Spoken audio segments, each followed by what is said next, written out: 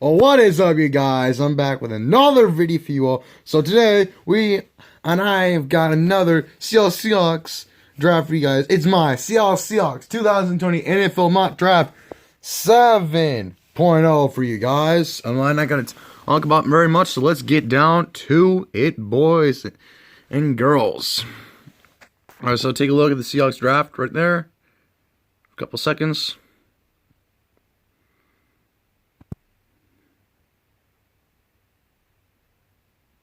Alright, let's get down to it. Alright, so I really wanted to establish the offensive line in the first round, you guys, but I think it's time that we get a shutdown corner this year. And I think it's time we do it in the first round. So I get the Seattle Seahawks taking the ball-hawking corner out of Alabama, Trayvon Diggs, cornerback out of Alabama. 6'2", almost 200 pounds. It's 6'2". How do I say this? The only thing that I would say for Trayvon Diggs needs to put on 1 more inch on himself, become 6'3", and put on a little bit more weight. That's the only thing. I know he's fallen a lot on some people's drafts, but I know I kind of still have him. I've been commenting on some people's drafts that Trayvon Diggs is probably gonna be a first round pick, but I know you guys weren't behind him, but no doubt about it, he's got first round talent. But the thing that I would say for Trayvon Diggs is that his speed is not that good.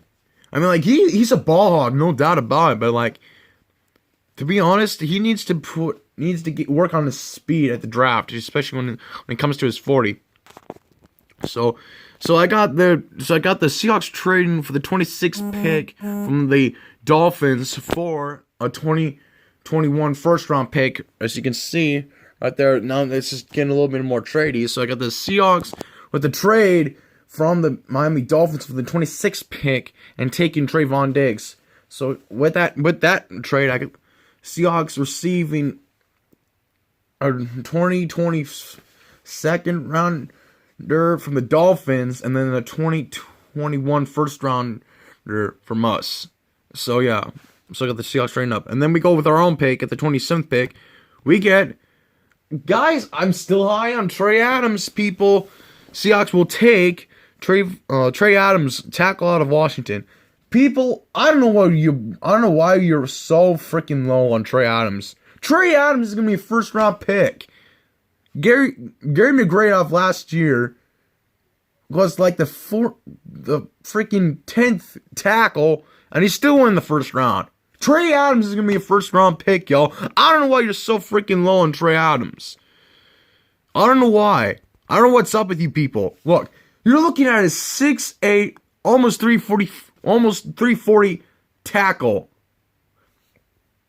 I don't know why people are so low on him right now. He's 6'8" and almost 340. You're looking at a 6'8" tackle that can hardly block, that can hardly get how I say that? Let me say that again. You're looking at a 6'8", almost 340 tackle that defensive ends have a hard time getting around. And if you look up at Trey Adams' highlights, he plays like a first round pick. I don't know why you're so low on him, people. I just don't know why. I realize he's been dealing with injuries, alright? I know it. But look, the way he plays on the left side, I mean, like, come on. Trey Adams, people, is going to be a first-round pick by my Seattle Seahawks. I don't know what's up with the rest of you, but I know he's been dealing with injuries, but he's got his first-round talent. Even my dad said that about Trey Adams. Alright. So I got the Seahawks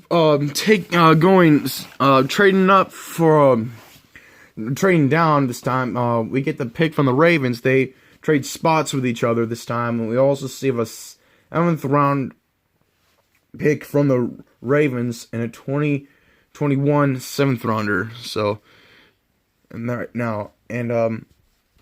we get Raekwon Davis, defensive tackle out of Alabama. So we brought in Trayvon Diggs, corner out of Alabama, and Raekwon Davis, defensive tackle out of Alabama. 6'7", 315. Oh my god, this dude's a giant. Like, you're looking at Trey Adams at 6'8", 334, and then you're looking at Raekwon Davis almost at 320. Like, I think it's time the Seahawks find more bigger guys than like 6'4", 6'5" guys. I think it's time that the Seahawks should move on from that and look at more 6'6" and above guys. I think it's time, Seattle.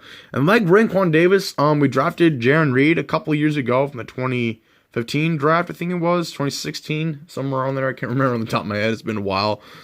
Yeah, I think he'll help us on that. I think he will definitely help us on the defensive line because we need some help at pass rushers too. So I think it's time that the Seahawks should look at Alabama and SEC, big time SEC defensive players. All right, so then then the 64th pick at the Seattle Seahawks taking Jake Hansen, center out of Oregon. You know, a lot of people not very high on Jake Hansen, but I mean, guys, he was the center for Justin Herbert, and I think the Seahawks should look into Justin Herbert because he's 6'5", and look at this. You got Justin Britt, who is 6'6", and he has the size for center, but Joey Hunt, he's 6'2", and he's getting blown up. So I think it's time that the Seahawks should look into their center for the future and Jake Hansen. A guy that I really like that can help us out, and especially in the interior, especially at center, especially the new coming center for the next couple of years. So Trey Adams at tackle, and then Jake Hansen helping out at center. So yeah, I think he can move around too. He plays a little bit of guard, a little bit of center. So like move Jake Hansen around and put Trey Adams or everywhere at tackle. And I really want Jake Hansen to come to Seattle because he helped out Justin Herbert a lot with that interior offensive line from Oregon. And I really want him to come to Seattle. All right. We finally get our defensive end. Finally. Can't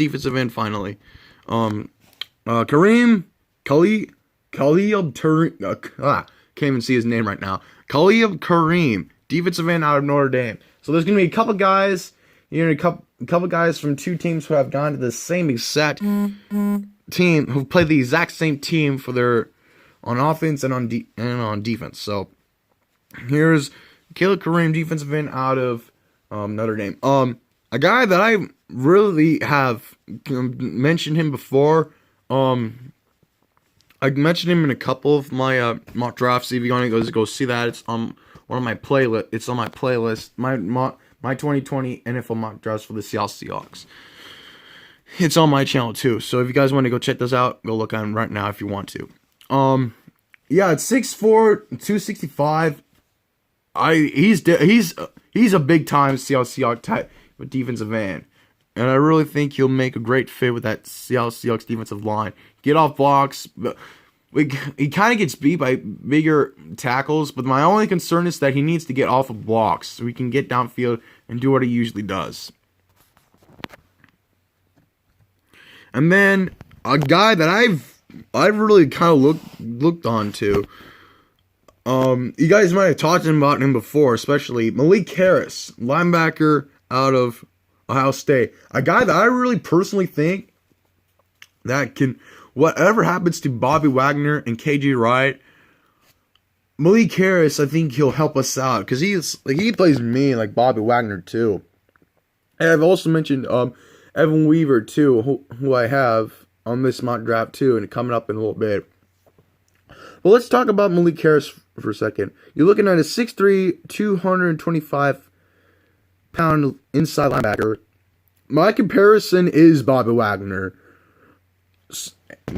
So he plays inside linebacker. He plays vicious and mean and getting hit hard like Bobby Wagner. And if you look up his highlights, I think with Chase Young, the number 2 pick, most likely. Helping out with that Ohio State back defensive front 7. I think Malik Harris is going to be a Seahawk with that linebacker core. And besides, you got Bobby Wagner and KG Wright, and then you got Michael Kendricks, who have started for us, you guys. They're like in their 10th year, 11 years now. And I think it's time to really find the replacements for the future. And then we could just, going back to offense again. I still got the Seahawks taking Bryson Hopkins. I know a lot of people are very high on Bryson Hopkins, but the reason I got him in the 3rd round because is that he needs to work on his speed and getting off the line quicker.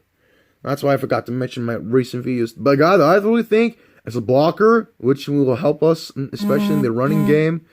Because if this is, like I said before, guys, we need more blocking tight ends. I don't know how many times I said it, but we need more blocking tight ends. We need more blocking tight ends. Will Dissly, I said it before in my most recent videos. Will Dissly, this is his 2nd consecutive year he has been getting hurt.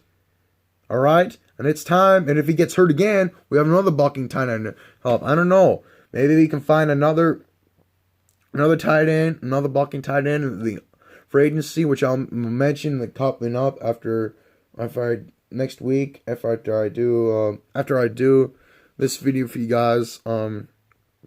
It's most likely going to be after tomorrow after I get done with school tomorrow, and we need more blocking tight ends and a really good zone target and downfield target to throw to him, Bryson Hopkins. And if you guys want to go see him, I talked about him a lot in my most recent mock drafts for the Seattle Seahawks. If you guys want to go check that out, go look it up in my mock drafts. And then a guy that I mentioned this guy before, you guys. Chase Claypool, wide receiver out of Notre Dame. I don't think we have to get another receiver again, but I think it's good to have some depth because you got some guys who are most likely going to be out because you're looking at, Jerron Brown, Malik Turner, David Moore, all those guys. They're probably most likely going to be heading to free agency. And my comparison to Chase Claypool is DK Metcalf. Both at 6'4", at 229. I think you have 2 big targets for Russell Wilson to throw to on the outside, especially both at 6'4", almost 230.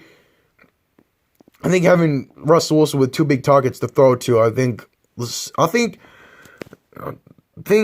personally think that some teams as cornerbacks are going to get really not going to have a good time with the Seahawks' biggest go-to outside guys. And then another mention, with the 105 pick, Reggie Floyd, safety out of Virginia Tech. I mentioned Reggie Floyd, and we drafted Bam Bam Cam Chancellor from Virginia Tech like almost a decade ago. I really think guys might be the next. I really think that we the next Bam Bam in Seattle and Reggie Floyd. And if you want to go see Reggie Floyd more, I had more on a couple other mock drafts that I had. Oh shoot! Oh, all right, there we go. And then once again, the Seahawks taking Evan Weaver, linebacker out of Cal. I mentioned him a couple times. If you guys want to go check him out, go look him up. I only got 3 things to say. It plays everywhere, middle and outside linebacker and DN. So if you guys get hurt and somewhere, then yeah, put Evan Weaver at defensive end too. So yeah, that guy, I really think that will help us in linebacking the defensive end core. And then we get another Oregon player. So yeah, you guys can sort of see it. Kareem, defensive end out of Notre Dame. You got Chase Claypool, wide receiver out of Notre Dame. You got Jake Hansen out of Oregon, and now I have Jacob Breeland, tight end out of Oregon. So, guys, I think that what I've seen, I think the Seahawks should look at the schools that I really think that should look at. I really think the Seahawks should look at 2 players from each side of the ball, both on offense and on defense. Especially right now, I got this with Jacob Breeland, with his teammate Jake coming in. I really think that Jacob needs. The one thing I should tell about Jacob Breeland, the only thing I would say for Jacob Breeland, he's a really good red zone target, which we need also. But like I said, Bryson Hopkins is a blocking tight end, and then Bryson Hopkins. The only thing I would say for Jacob Breeland is that he needs to work on his blocking. But a really red zone target to throw to with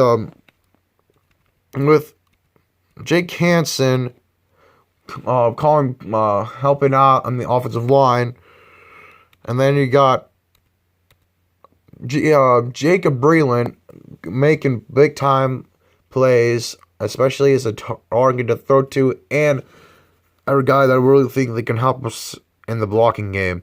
That's the only thing I would say for Jacob Breeland. He needs to work on his blocking more, is what I would say.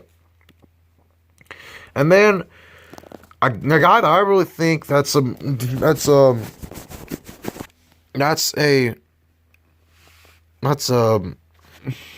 Earl Thomas type of guy. Antonio Winfield Jr., safety out of Minnesota.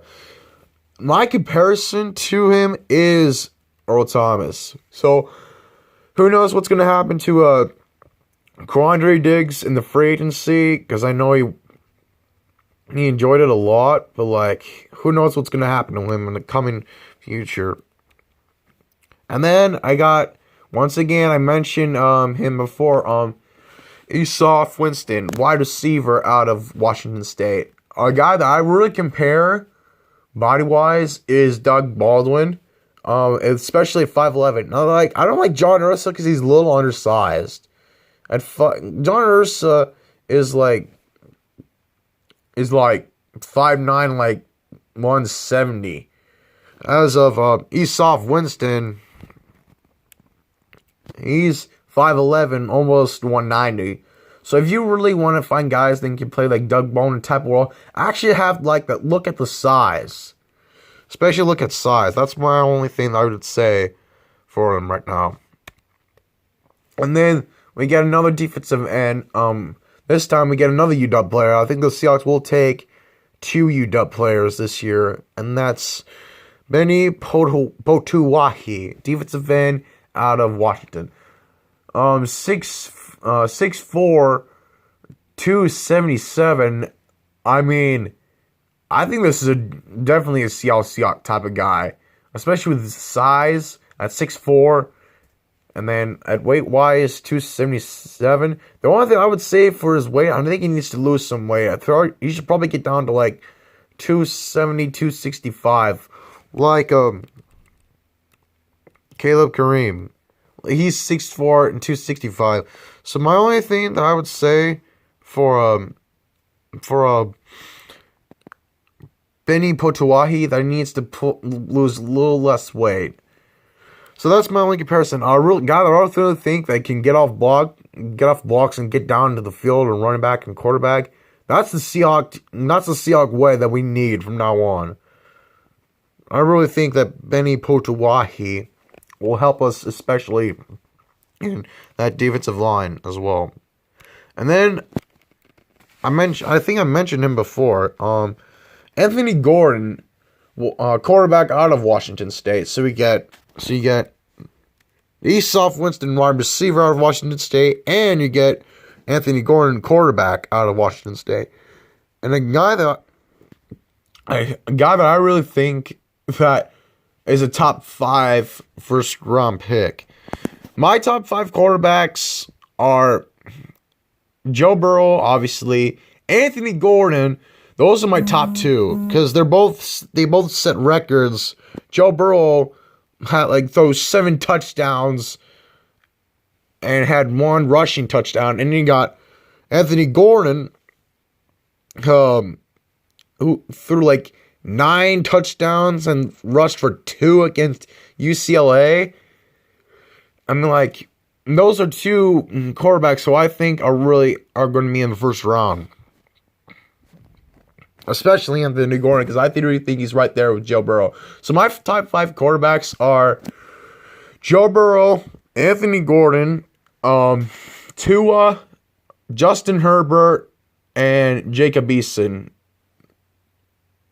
Those are my top 5 quarterbacks. Oh, by the way, go Dogs, by the way. I'm a big Dogs fan. I love Washington State. I have a lot of friends that I just graduated with who are at Wazoo, but my family went to UW, so I just loved UW. So I love both, to be honest, because I have friends at Wazoo and I got family who went to UW. So yeah.